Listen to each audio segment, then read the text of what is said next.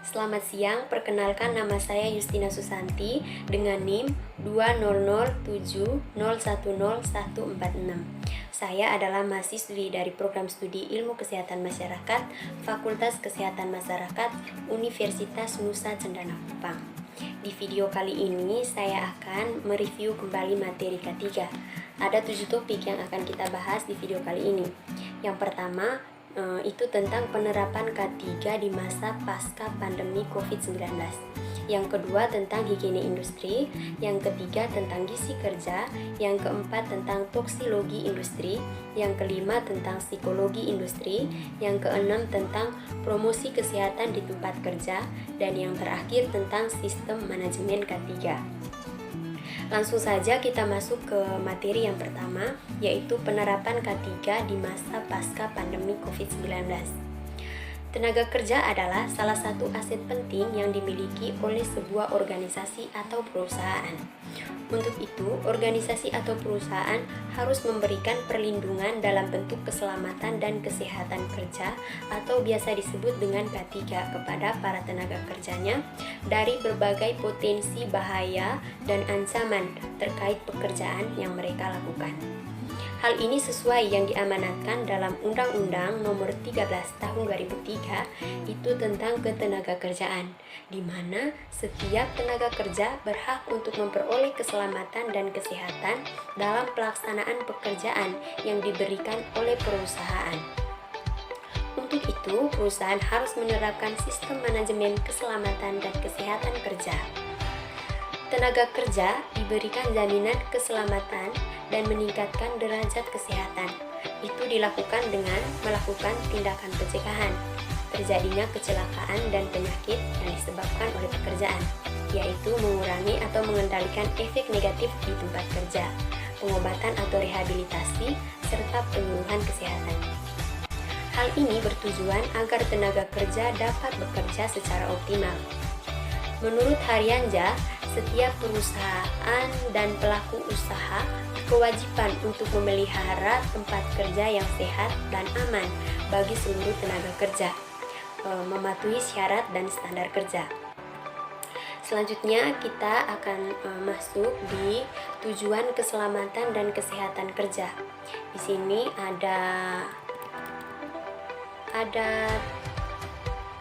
Selanjutnya kita akan masuk di tujuan keselamatan dan kesehatan kerja.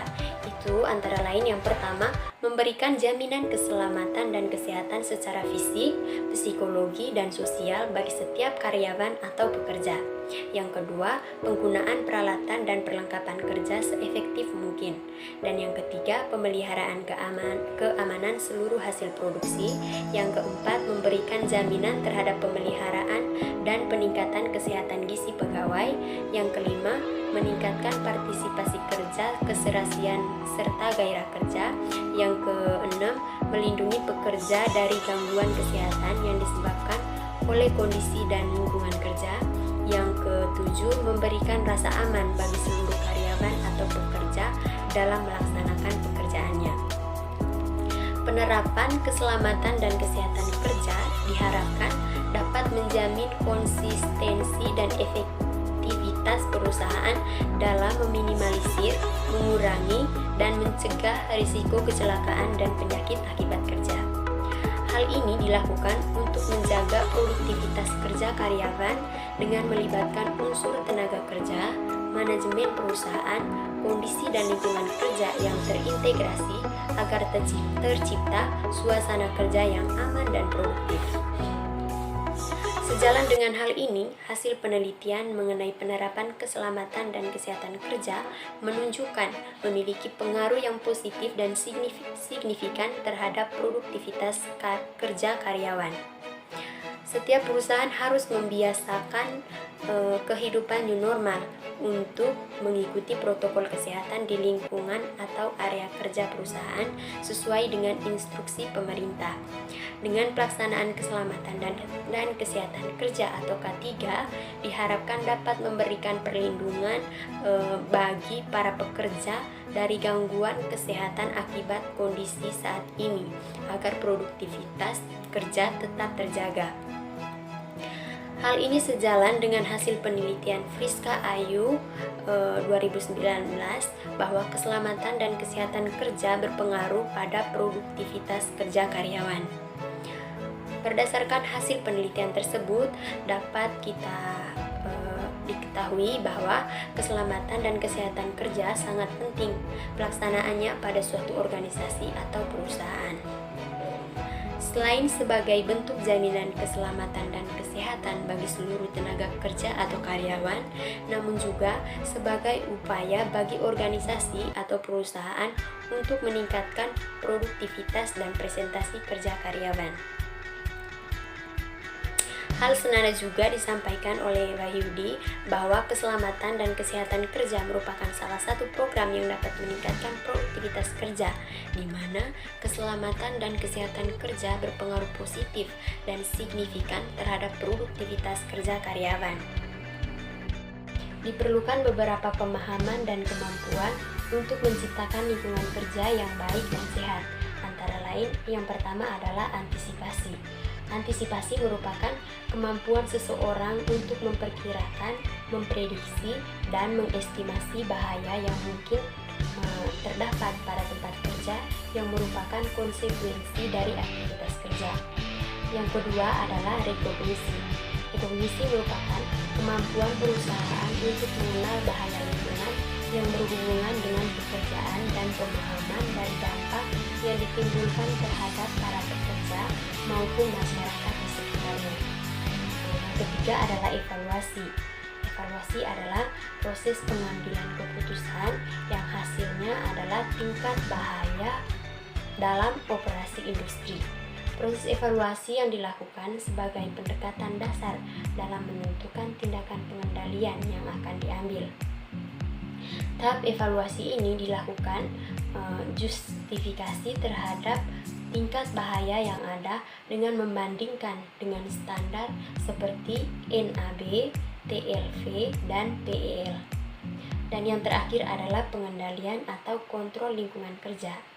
Pengendalian adalah proses untuk menurunkan tingkat risiko bahaya yang mungkin diterima oleh para pekerja sehingga dapat mempengaruhi kesehatan. Selanjutnya kita masuk pada materi yang ketiga tentang gizi kerja.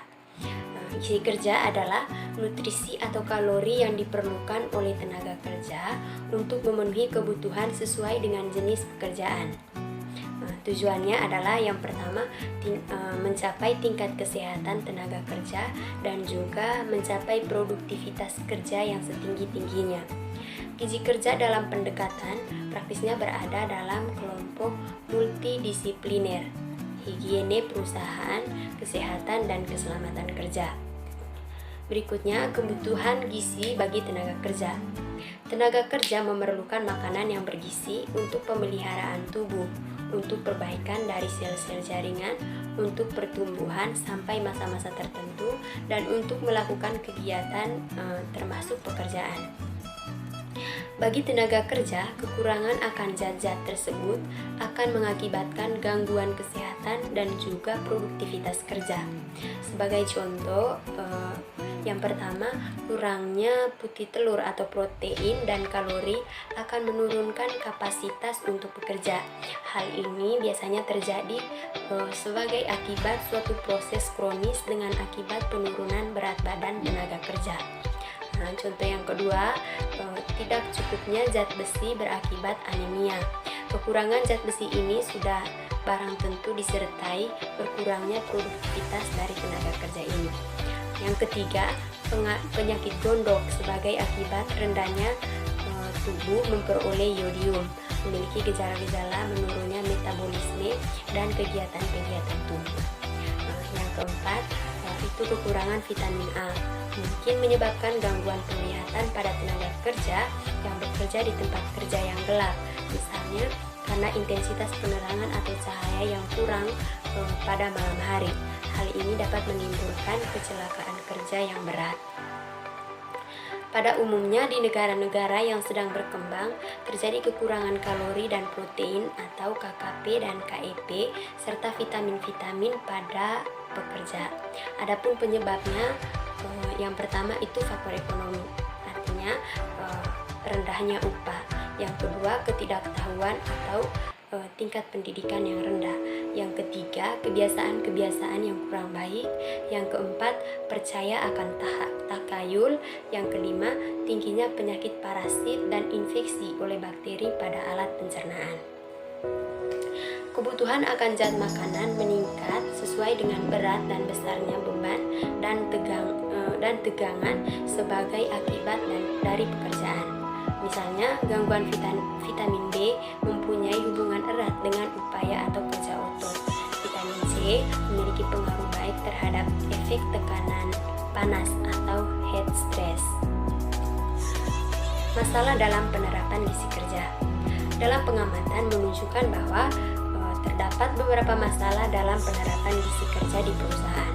Antara lain ada kebijakan manajemen, pengetahuan pengelolaan makan di perusahaan tentang gizi kerja serta higiene dan sanitasi makanan, partisipasi tenaga kerja dan juga pengawasan. Upaya perbaikan gizi kerja di perusahaan. Bagi perusahaan yang telah memberikan makan bagi tenaga kerja di tempat kerja sebagai bagian dari kebijakan manajemen dalam upaya meningkatkan derajat kesehatan dan produktivitas tenaga kerja, maka untuk mencapai sasaran sesuai dengan kerja tersebut perlu ditempuh beberapa upaya. Yang pertama, meningkatkan pengetahuan pengelolaan, baik organik perusahaan maupun pihak ketiga atau jasa boga, melalui pelatihan tentang gizi kerja yang diselenggarakan oleh instansi yang terkait. Yang kedua, meningkatkan pengetahuan tentang gizi kerja bagi tenaga kerja selaku penyantap menu yang disajikan oleh perusahaan melalui penyuluhan yang dilakukan baik secara internal oleh tenaga medis atau paramedis atau perusahaan atau P2K maupun bekerja sama dengan instansi yang terkait. Berikutnya kita akan masuk ke materi yang keempat, yaitu toksilogi industri. Toksilogi ini merupakan ilmu yang mempelajari pengaruh merugikan suatu zat atau bahan kimia pada organisme hidup atau ilmu tentang racun. Toksikologi industri membahas tentang berbagai bahan beracun yang digunakan, diolah atau dihasilkan oleh sebuah instansi atau industri. Kita masuk pada pengenalan bahaya bahan kimia. Terdapat ribuan jenis bahan kimia yang dihasilkan dalam industri sehingga perlu diupayakan yang pertama itu survei pendahuluan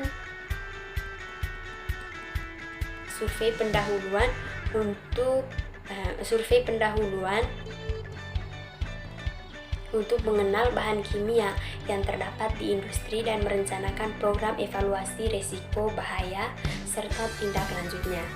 Yang kedua, mengenal proses produksi dengan mempelajari alur proses mulai dari tahap awal sampai akhir, sumber bahaya kimia dan keluhan kesehatan oleh pekerja, serta memanfaatkan indera kita untuk mengidentifikasi lingkungan kerja. Yang ketiga, mempelajari MSDS atau Material Safety Data Sheet atau lembar data bahan kimia, yakni suatu dokumen teknik yang memberikan informasi tentang komposisi, karakteristik, bahan fisik, dan potensi bahaya kesehatan, cara penanganan dan penyimpanan bahan yang aman, tindakan pertolongan pertama, dan prosedur khusus lainnya. Berikutnya itu tentang klasifikasi toksisitas. Menurut sifat fisiknya, klasifikasi toksisitas dikenal sebagai berikut. Yang pertama, gas tidak berbentuk mengisi ruangan pada suhu dan tekanan normal, tidak berbau pada konsentrasi rendah, dan dapat berubah menjadi cair atau padat dengan perubahan suhu dan tekanan. Yang kedua, uap, bentuk gas dari zat yang dalam keadaan biasa berwujud cair. Yang ketiga, debu, partikel zat padat yang terjadi oleh karena kekuatan alami. Yang keempat, kabut, titik cairan halus di udara yang terjadi akibat kondensasi bentuk uap. Yang kelima, fume, partikel zat padat yang terjadi oleh kondensasi bentuk gas, biasanya setelah penguapan benda padat yang dipijarkan. Yang keenam, asap, partikel zat karbon yang berukuran kurang dari 0,5 mikron sebagai akibat pembakaran tidak sempurna bahan yang mengandung karbon. Yang ketujuh, awan, partikel cair sebagai hasil kondensasi fase gas. Ukuran partikelnya antara 0,1 sampai 1 mikron. Yang berikutnya, penilaian dari toksisitas. Toksisitas suatu bahan beracun ditentukan melalui berbagai cara. Melalui percobaan binatang yang ditentukan secara kualitatif dan kuantitatif toksisitas suatu racun. Suatu zat beracun dengan LD 50 atau lethal dose 50 lebih kecil menunjukkan bahwa zat tersebut relatif beracun. Berikutnya, pengaruh bahan kimia. Pada manusia, faktor yang mempengaruhi toksisitas itu toksisitas tergantung dari berbagai faktor, yakni yang pertama, sifat fisik, misalnya gas, uap, debu, fume, asap mist atau kabut atau fog. Yang kedua itu sifat kimia, misalnya jenis senyawa besar, molekul, konsentrasi dan daya larut. Yang ketiga, port d'entrée atau cara masuk dalam tubuh. Yang keempat, faktor individu seperti usia, jenis kelamin, ras, status gizi, kesehatan, faktor genetik dan kebiasaan lain, misalnya merokok, minum minuman keras dan sebagainya. Berikutnya kita masuk di prinsip pencegahan atau pengendalian bahaya kimia. Mengingat bahaya kimia di tempat kerja, diperlukan pencegahan dan pengendalian yang prinsip penerapannya sesuai higiene perusahaan, kesehatan dan keselamatan kerja berupa hierarchy of control, yakni eliminasi, substitusi, pengendalian teknis, pengendalian administratif, dan alat pelindung diri atau APD. Sedangkan pada pekerja dilakukan pengujian atau pemantauan kesehatan, higiene perorangan, pengujian atau pemantauan biodemik disertai dengan pelatihan tentang bahaya bahan kimia. Berikutnya tentang pemantauan biomedik. Pemantauan biodemik. Pemantauan biodemik dilakukan untuk mendeteksi kelainan fungsi organ tubuh atau penyakit akibat kerja. Melalui pemeriksaan urin dapat dideteksi absorpsi bahan beracun dan aktivitas enzim yang mungkin dipengaruhi oleh bahan beracun. Pemantauan biodemik akan memberi gambaran yang lebih dapat dipercaya daripada pengukuran kadar bahan kimia di udara. Keuntungan lain adalah mampu memperhitungkan absorpsi zat kimia melalui kulit dan saluran cerna. Pengaruh beban kerja dan pemajanan di luar tempat kerja serta mengidentifikasi pekerja yang rentan. Kita masuk di materi yang kelima tentang psikologi industri. Psikologi industri merupakan hasil perkembangan psikologi umum, psikologi eksperimen, dan psikologi khusus. Psikologi industri merupakan satu keseluruhan pengetahuan yang berisi fakta, aturan, atau prinsip-prinsip tentang perilaku manusia pada pekerjaan.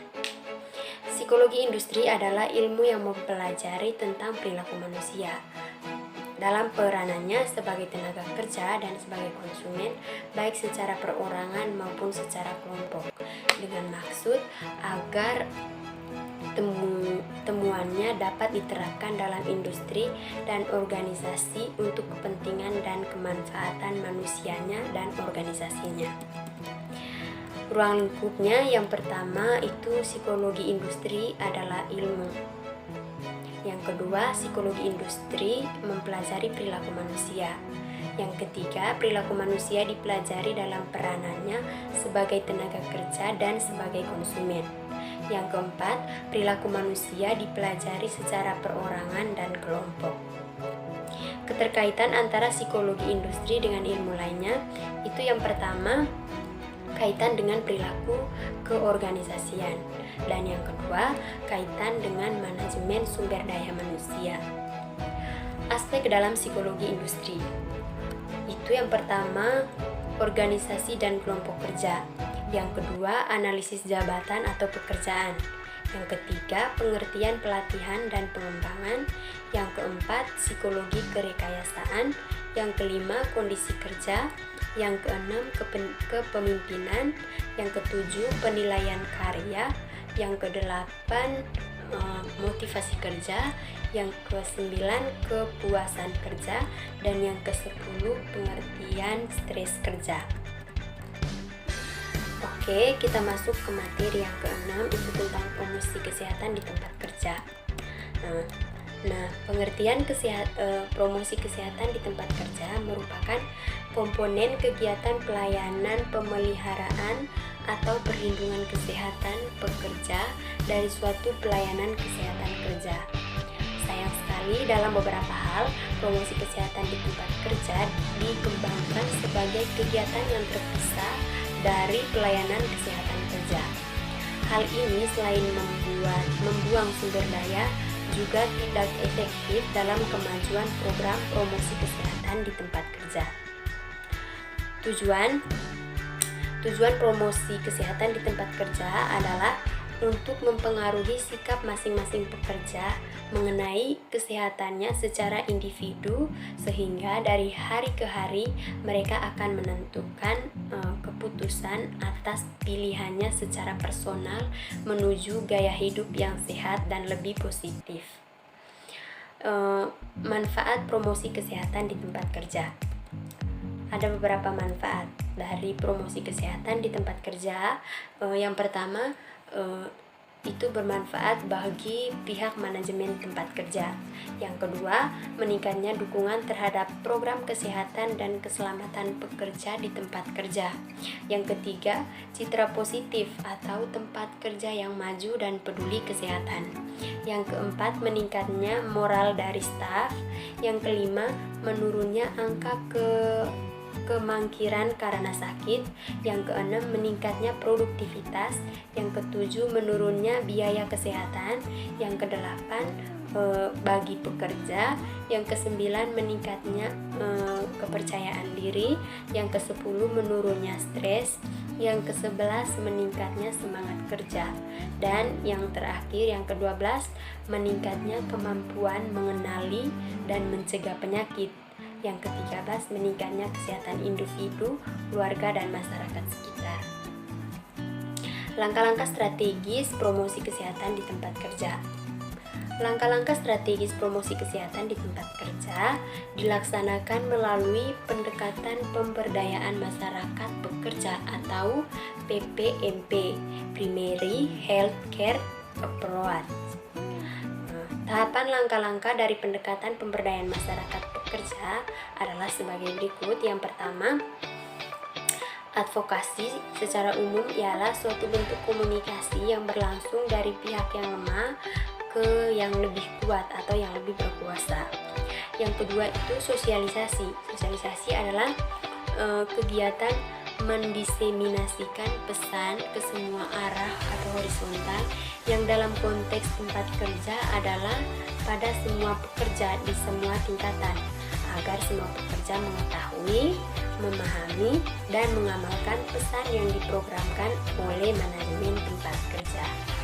Yang ketiga, telaah mawas diri atau workers community diagnosis. Dan yang keempat, musyawarah masyarakat pekerja atau workers community prescription. Yang kelima, pelaksanaan kegiatan atau workers community treatment. Yang keenam, memantau atau menyesuaikan. Yang ketujuh, evaluasi. Dan yang paling terakhir, pembinaan dan pengembangan. Baik, kita masuk ke materi yang terakhir, yaitu sistem manajemen K3.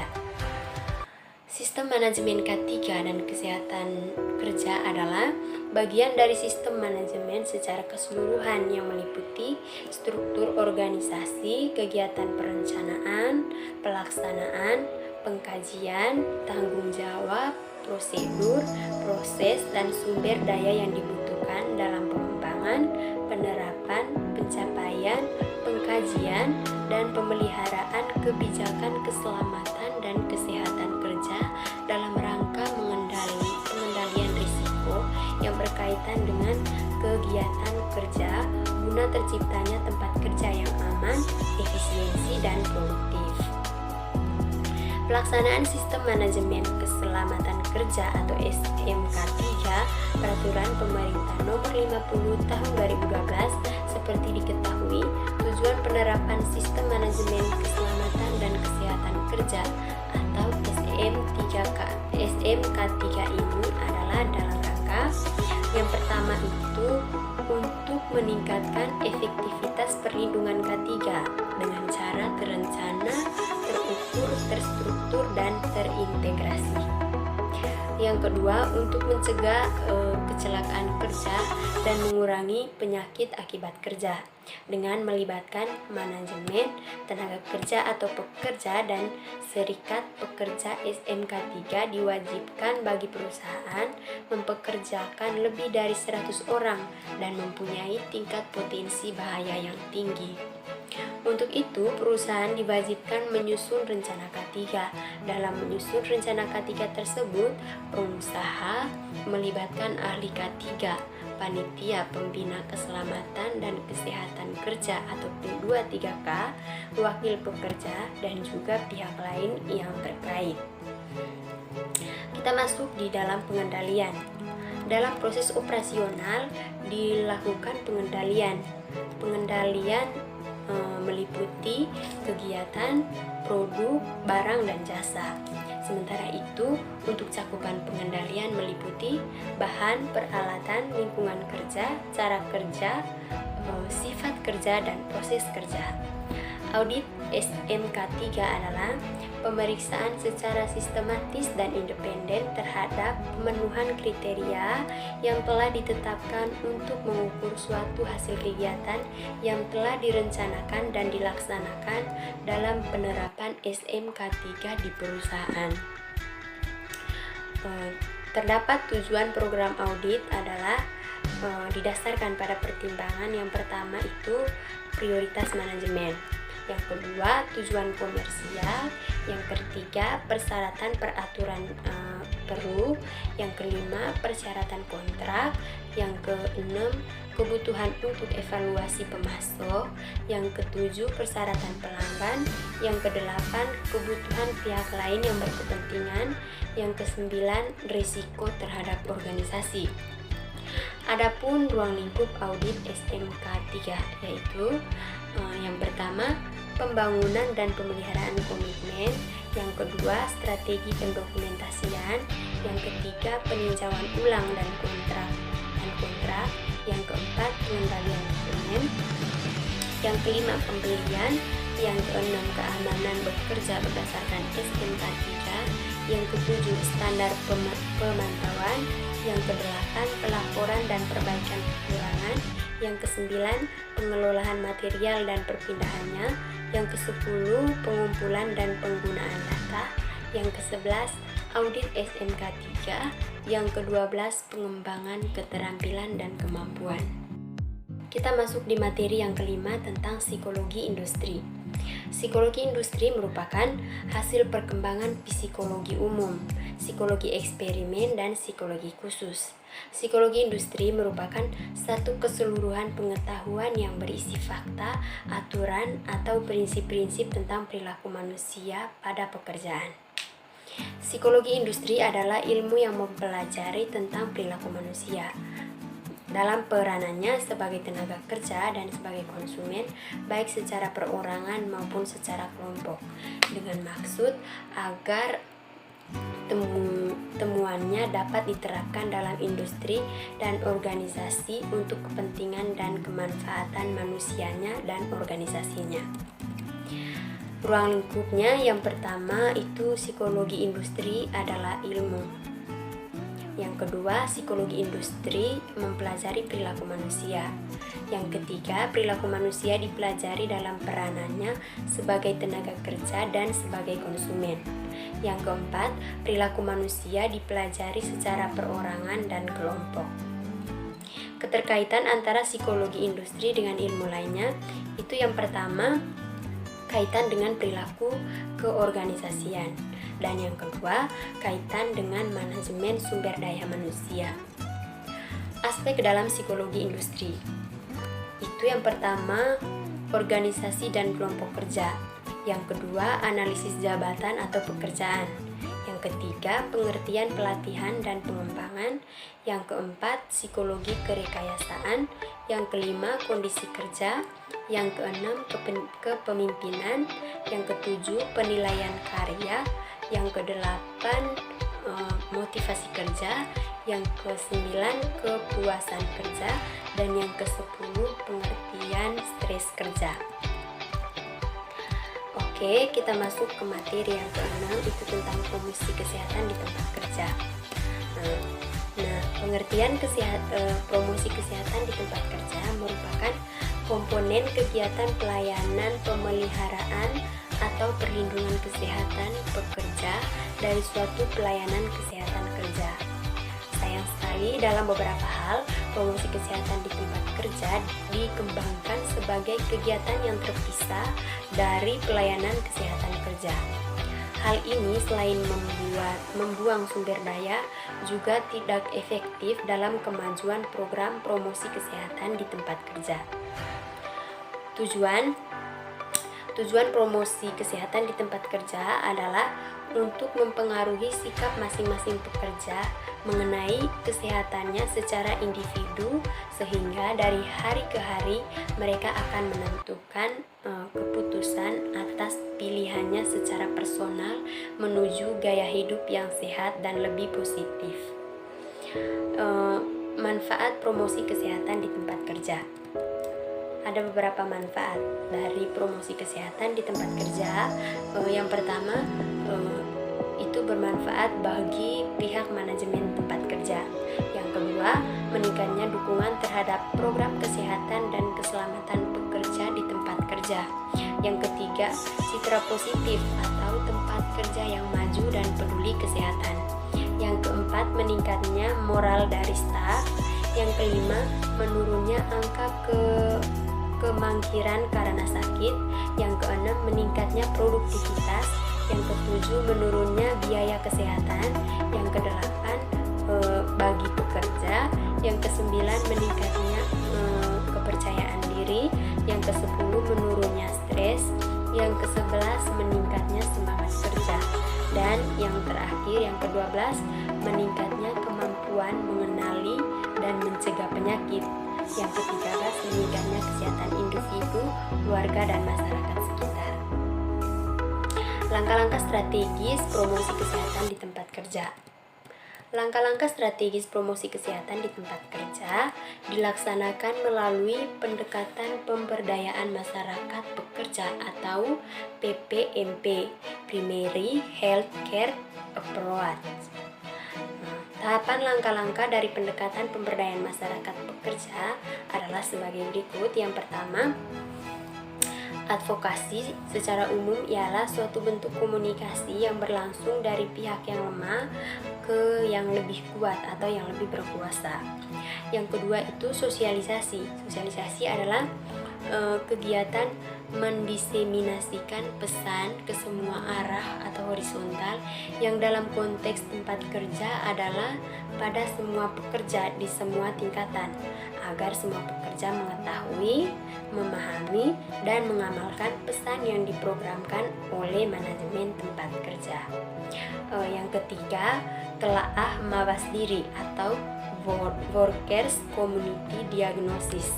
Dan yang keempat, musyawarah masyarakat pekerja atau workers community prescription. Yang kelima, pelaksanaan kegiatan atau workers community treatment. Yang keenam, memantau atau menyesuaikan. Yang ketujuh, evaluasi. Dan yang paling terakhir, pembinaan dan pengembangan. Baik, kita masuk ke materi yang terakhir, yaitu sistem manajemen K3. Sistem manajemen K3 dan kesehatan kerja adalah bagian dari sistem manajemen secara keseluruhan yang meliputi struktur organisasi, kegiatan perencanaan, pelaksanaan, pengkajian, tanggung jawab, prosedur, proses, dan sumber daya yang dibutuhkan dalam pengembangan, penerapan, pencapaian, pengkajian, dan pemeliharaan kebijakan keselamatan dan kesehatan kerja dalam rangka pengendalian risiko yang berkaitan dengan kegiatan kerja guna terciptanya tempat kerja yang aman, efisiensi, dan produktif. Pelaksanaan Sistem Manajemen Keselamatan Kerja atau SMK3 Peraturan Pemerintah Nomor 50 Tahun 2012. Seperti diketahui, tujuan penerapan Sistem Manajemen Keselamatan dan Kesehatan Kerja atau SMK3 ini adalah dalam rangka yang pertama itu untuk meningkatkan efektivitas perlindungan K3 dengan cara terencana, terukur, terstruktur, dan terintegrasi. Yang kedua, untuk mencegah kecelakaan kerja dan mengurangi penyakit akibat kerja dengan melibatkan manajemen, tenaga kerja atau pekerja, dan serikat pekerja. SMK3 diwajibkan bagi perusahaan mempekerjakan lebih dari 100 orang dan mempunyai tingkat potensi bahaya yang tinggi. Untuk itu, perusahaan diwajibkan menyusun rencana K3. Dalam menyusun rencana K3 tersebut, pengusaha melibatkan ahli K3, panitia pembina keselamatan dan kesehatan kerja atau P23K, wakil pekerja, dan juga pihak lain yang terkait. Kita masuk di dalam pengendalian. Dalam proses operasional dilakukan pengendalian meliputi kegiatan, produk, barang, dan jasa. Sementara itu, untuk cakupan pengendalian meliputi bahan, peralatan, lingkungan kerja, cara kerja, sifat kerja, dan proses kerja. Audit SMK3 adalah pemeriksaan secara sistematis dan independen terhadap pemenuhan kriteria yang telah ditetapkan untuk mengukur suatu hasil kegiatan yang telah direncanakan dan dilaksanakan dalam penerapan SMK3 di perusahaan.